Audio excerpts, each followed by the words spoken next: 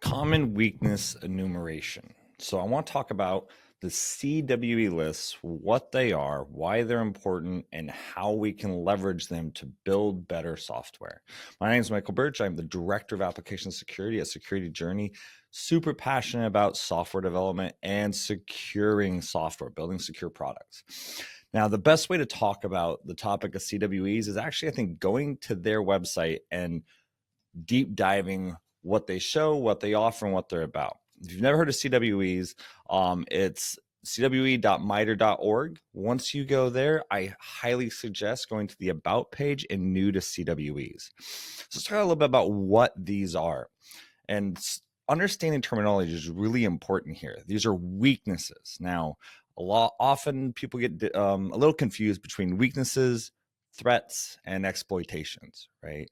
OWASP Top 10, that's a great list, but it's a list of threats against our actual applications, things that can go wrong, right?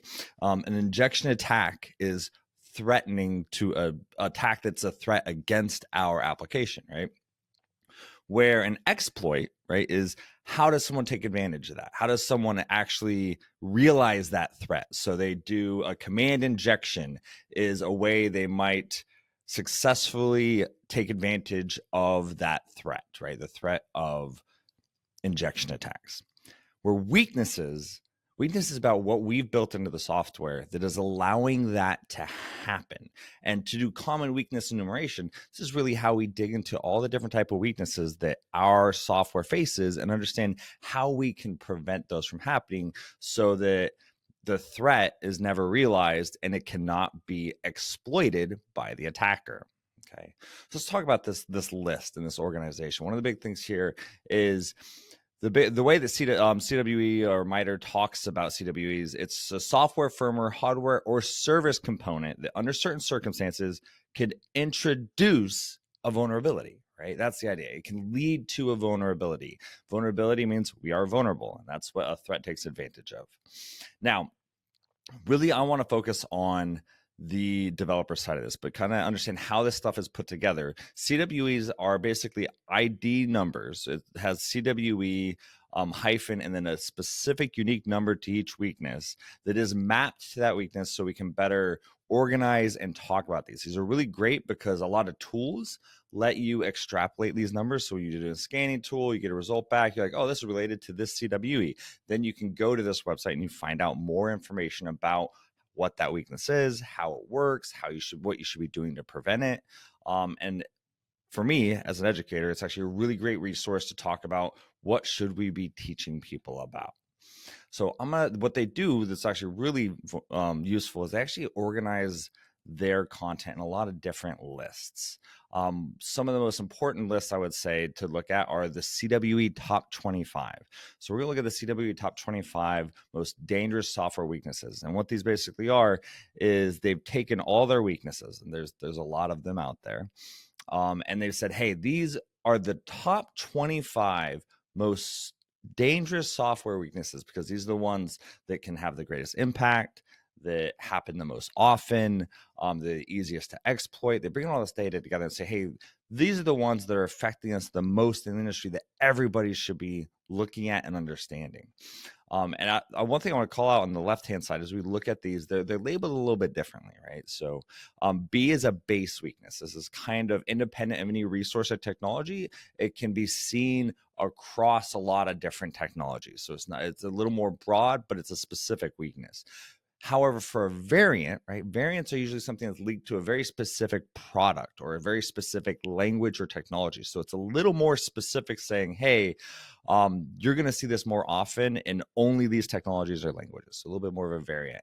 If you see a C that's a class, it's a little more abstract. It's a little more broad of a description. So it's basically saying, hey, this class weakness here is missing authorization. Well, you can be missing authorization in a lot of different ways. So under classes, there's usually a lot of associated base weaknesses that can lead to that. Really great resource as far as if any of your developers are writing software, if they're building applications, this list should be their bread and butter. They should know every single item on the top 25 and know how to prevent that when they're building their products. I also want to go to their more broad list. If you actually go over here and you go view by software developers, right? This is the one I'm most interested in specifically. They actually list all of the different weaknesses. Now, ignore the number kind of up here. I want to focus down a little more down here. So there's categories, right? So these large C's are actually categories of weaknesses. There's 40 categories on this list with 399 specific weaknesses. These are the ones that I think are most valuable, especially when we start thinking about our scanning tools and teaching our developers how to build better software. And we're going to dive into a couple of these, just kind of look at them and kind of look inside one of these CWEs and see how important the information is in them is. If we go into, let's look at authentication errors. So the first one I'm going to pull up here, it's a base weakness, authentication bypass by an alternating name. Something I want to call out here is when we look at big threat categories like an injection attack, and if that's the only way we're treating, or authentication bypass, right, or broken authentication is a one that's been on the OWASP top 10 for a very long time. If we just talk about broken authentication as that's the only thing we're going to talk about, but we don't deep dive into all the different weaknesses and ways you can see that, you're missing a huge part of the conversation.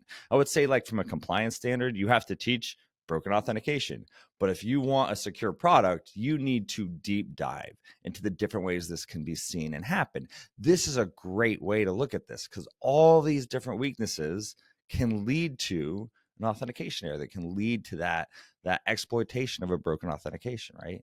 And even an authentication bypass here has 3 different types, whether it's an alternate name, spoofing, or capture relay. These are 3 different ways you can bypass authentication that has their unique CWEs. So let's jump into one of these and look at what's actually given to you once you actually open these up.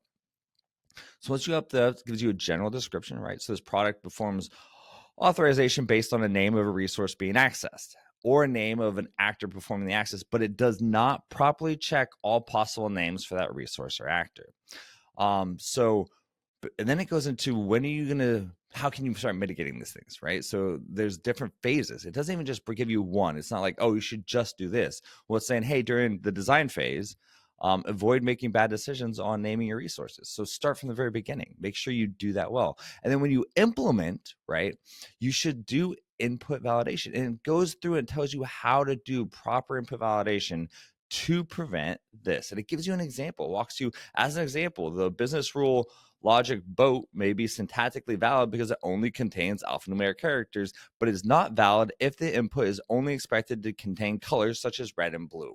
Now, is that necessarily something you're going to run into in product? No, but it keeps it fundamentally enough that you can understand the concept. So as a teaching tool, this is a really great way to make sure that everybody understands exactly the concept behind this.